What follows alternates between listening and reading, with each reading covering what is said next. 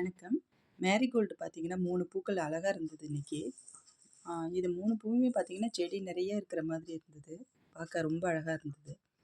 இது வந்து நமக்கு பூஜைக்கோ, வேற எதுக்கோ பயன்படுத்துறது கிடையாதுனாலும், இது தோட்டத்தில இருக்கிறது ரொம்பவே நல்லதுன்னு சொல்றாங்க. இது இந்த மாதிரி மஞ்சள் கலர்ல உள்ள பூக்கள் அதிகமா நம்ம தோட்டத்தில இருக்கும்போது, நன்மை செய்யும் பூச்சிகளோட வரவு அதிகரிக்கும். அப்போ வந்து நம்ம செடிகள்ல இருக்கிற அந்த அஸ்வினி பூச்சி மாதிரி நோய் தாக்குதல் உண்டு பண்ணுற பூச்சிகளை வந்து இந்த நன்மை செய்கிற பூச்சிகள் வந்து சாப்பிட்ருன்னு சொல்கிறாங்க. அதுக்காகவே இந்த மாதிரி நம்ம நிறைய செடிகளை வந்து மற்ற செடி தொட்டி கூடவே இதையும் சேர்த்து நம்ம வளர்க்குறோம். இது பார்த்திங்கன்னா அந்தி மந்தாரை. இதுவும் நிறைய பூக்கள் டபுள் கலர் உள்ள அந்தி மந்தாரை நிறைய விதைகள் எடுத்து வச்சிட்ருக்கேன். இது வந்து மஞ்சள் கலரில் உள்ள காஸ்மோஸுங்க. அடுக்கு காஸ்மோஸ். இது பார்க்கவும் நல்லா அழகாக இருக்கும். அது செவ்வந்தி மாதிரி கூட இருக்கும் பார்க்கும்போது.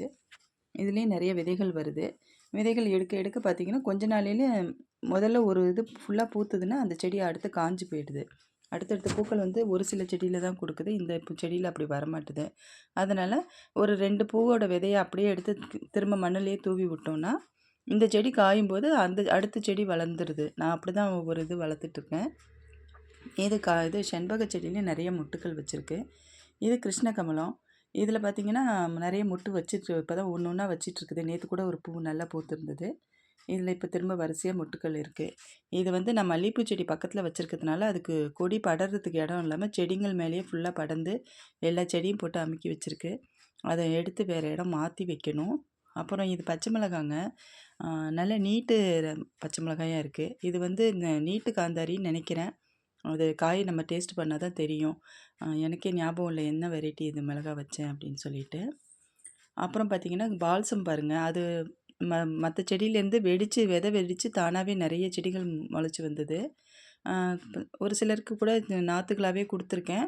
மிச்சம் இருந்ததெல்லாம் அது பாருங்கள் நிறைய வந்து அழகாக பூக்கள் பூத்துட்டு இருந்ததுனால எனக்கு அதை எடுத்து போடவும் மனசில்லை. சரி பூத்து முடிச்சதுக்கப்புறம் எடுத்துக்கலாம் அப்படின்ட்டு. அப்புறம் அதே போல் தான் தக்காளி. இது காய் கம்போஸ்ட்லேருந்து தானாக முளைச்ச தக்காளி தான்.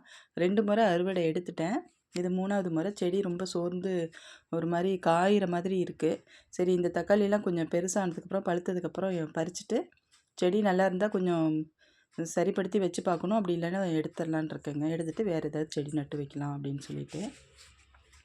இதுவே பார்த்திங்கன்னா நம்ம சாதா தக்காளி தான். நம்ம கடைகளில் வாங்குகிறோம் இல்லைங்களா, அதுதான். இது நாட்டு தக்காளிலாம் கிடையாது. அப்புறம் இன்றைக்கி வந்து கொஞ்சம் இருவாச்சி மல்லி பூத்துருந்தது. ரொம்ப அழகாக இருந்தது பார்க்க. நல்ல பெரிய பெரிய பூக்களாக கொஞ்சம் பூக்கள் கிடச்சிது. அதையும் பறித்து எடுத்துக்கிட்டாச்சு. நன்றிங்க. சேனலை சப்ஸ்கிரைப் பண்ணுங்கள். உங்கள் நண்பர்கள் எல்லாருக்கும் ஷேர் பண்ணுங்கள். இப்போ வெயில் காலத்தினால மல்லிகைப்பூ சீசன் நிறைய பூக்கள் கொடுக்க ஆரம்பிச்சிருக்குங்க. அடுத்த வீடியோவில் அதை பார்க்கலாம்.